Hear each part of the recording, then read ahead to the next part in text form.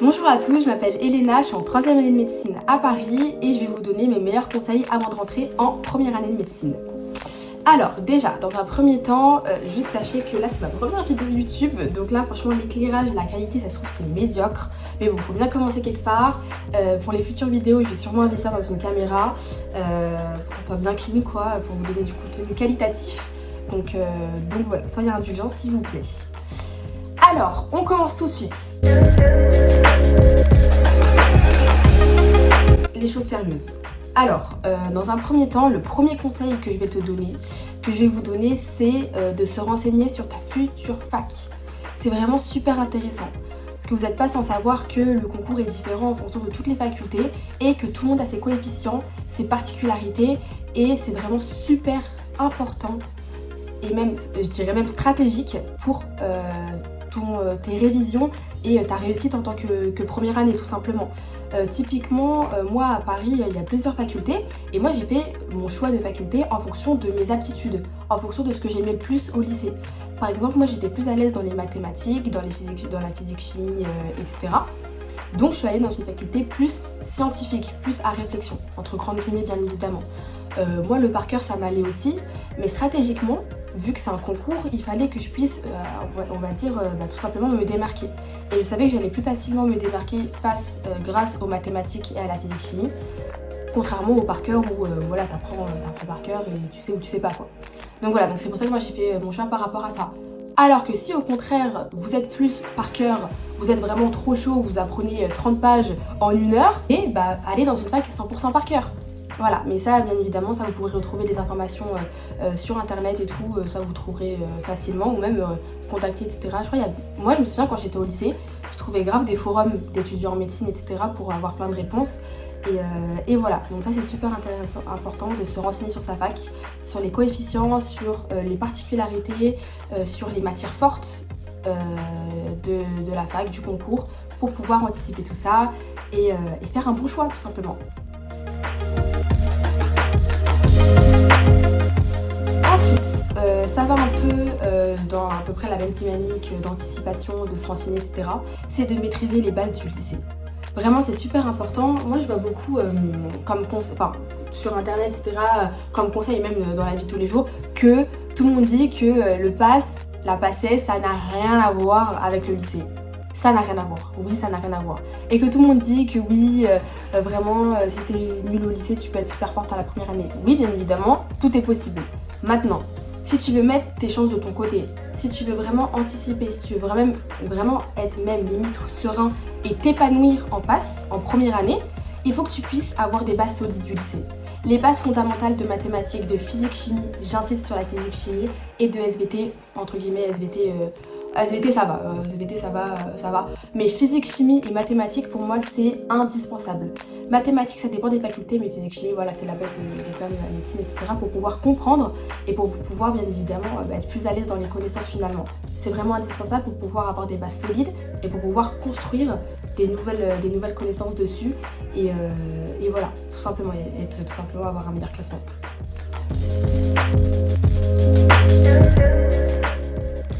Ensuite, le troisième conseil que je peux vous donner, c'est connaître sa méthodologie.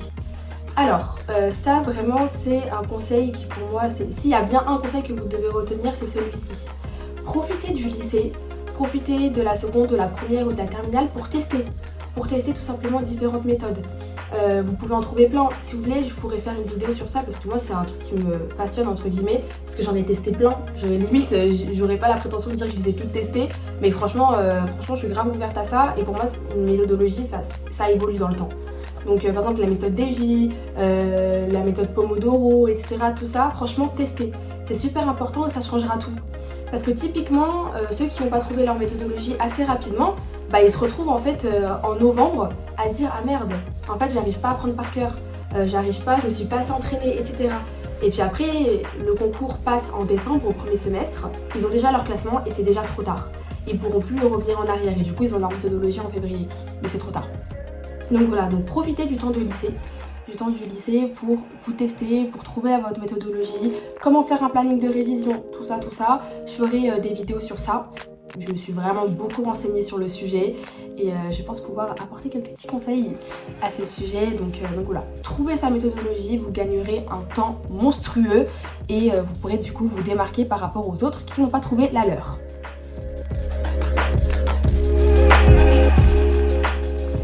Ensuite, le quatrième conseil que je peux vous donner, qui n'est vraiment pas des moindres, c'est travailler intelligemment et sainement.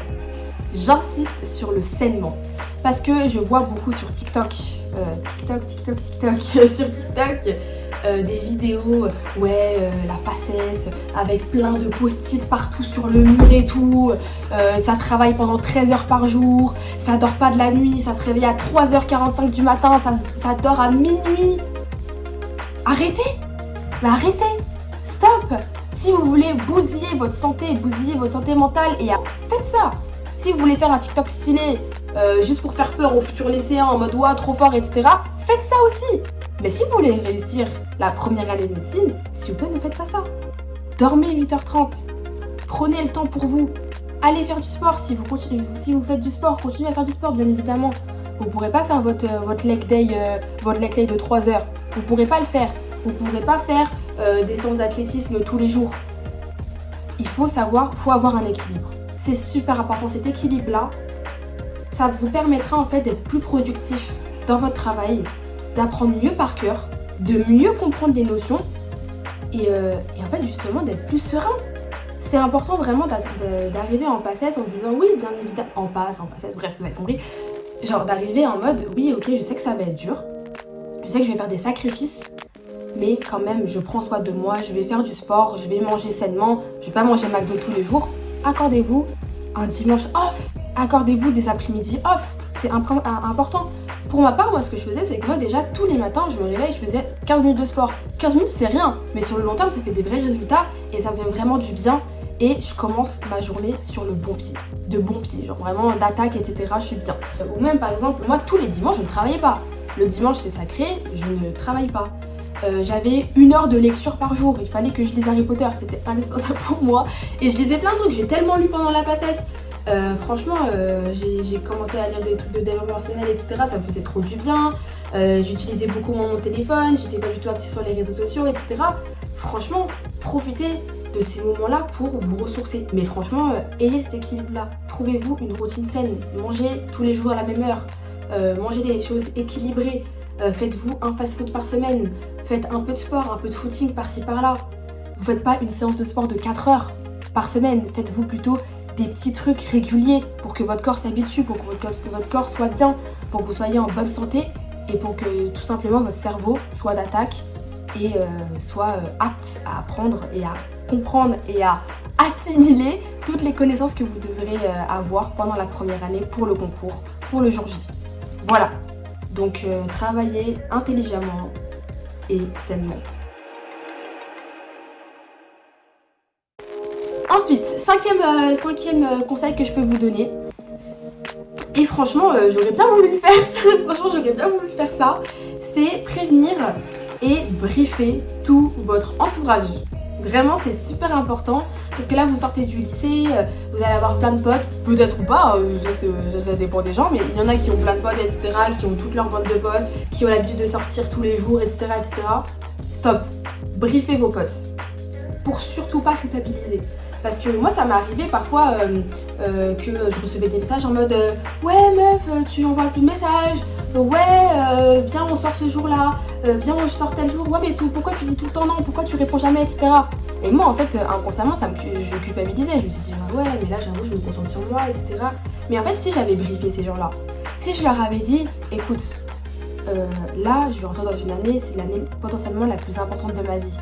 J'ai un concours, c'est un gros enjeu. Je veux être médecin, je veux être dentiste, je veux être kiné, je veux être ce que tu veux. Je dois faire des sacrifices. Et bien évidemment, là pendant 1 an, on va moins se voir.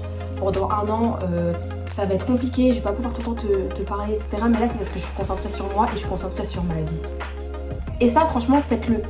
Et s'il y a des gens qui ne comprennent pas, bah c'est au revoir. C'est dehors, voilà, on s'en fiche. C'est au revoir. Bah, s'ils veulent pas comprendre, mais c'est pas des gens pour vous. Et en tout cas, c'est pas avec eux que vous allez réussir votre vie. Donc voilà, briefer l'entourage, c'est super important. Et même si vous avez un bon entourage, comme ça ils vous conseilleront, ils vous aideront psychologiquement, ça fait du bien de se retrouver avec ses proches. Donc voilà. Et ensuite, le dernier conseil que je peux vraiment vous donner qui est super important, c'est de se relever à chaque échec. Parce que pendant l'année, en fait, vous allez avoir plusieurs échéances avant le concours, vous allez avoir des concours blancs ou même de chez vous. Moi, je faisais beaucoup de QCM. Ça, je ferai une vidéo sur la méthode de travail. Je faisais beaucoup de QCM, etc. Donc du coup, tu sais, j'avais un peu des échéances, on va dire, à petite échelle. Et du coup, ça me permettait de m'auto-évaluer. Et ces évaluations-là, parfois, tu vas avoir un 5 sur 20. Parfois, tu vas avoir un 4 sur 20. Et à ces moments-là, tu as deux choix. Soit tu te dis, ah merde, je suis vraiment en retard, c'est la merde, je sais pas si je vais réussir le concours. Tu commences à déprimer, tu commences à pleurer, tu commences à scroller sur TikTok, tu commences à faire des TikTok où tu pleures pour avoir des commentaires où tout le monde te... voilà, t'as le choix. Ou soit, tu te dis, ok, là j'ai 4 sur 20. Pourquoi j'ai 4 sur 20 ? Tu te corriges, tu revois les corrections, tu t'acharnes, tu regardes, tu apprends de tes erreurs, tu évolues. Et ça, c'est un truc qui est super important parce que, et c'est facile à dire, mais parce que quand tu seras dans ces moments-là, quand tu vas traverser ces périodes de doute, en novembre et tout, quand il va commencer à faire froid de ouf, quand il va commencer à faire froid de ouf et tout, que ouais, ça va être chaud, et que tu vas commencer à avoir des 4 sur 20, des 5 sur 20, tu vas commencer à remettre toute ta vie en question, mais n'oublie jamais ton objectif. N'oublie jamais ton objectif, relis-toi, vois les corrections tranquille, et entraîne-toi. Ne lâche jamais, c'est vraiment super important. Des moments de doute, tu vas en avoir, c'est normal. Mais c'est ta manière de gérer le doute qui va définir si tu vas réussir ou pas. Ces périodes de doute, soit tu sombres dedans, ou soit tu vois du côté positif et tu te dis que je peux que ressortir plus fort que ça et je vais avoir ce 15 sur 20 ou je vais avoir ce 18 sur 20 et je me le promets. Voilà. Donc voilà, j'espère que j'ai donné quelques petits conseils, voilà ma première vidéo YouTube. Et voilà, n'hésitez pas si vous avez des questions, n'hésitez pas aussi à vous abonner parce que je vais sortir pas mal de vidéos sur la PACES, sur la première année. Il faut que j'arrête, il faut que je m'acclimate à ce pass. Ça fait un moment déjà quand même que la réforme est passée à ce pass. Donc voilà, laissez-moi vos commentaires si vous avez plein de questions. Dites-moi si vous voulez que je fasse une vidéo en particulier. Et voilà, ça me ferait plaisir de vous répondre. Et abonnez-vous pour ne rater aucune vidéo. Donc voilà, bonne journée à tous et bon courage au futur pass.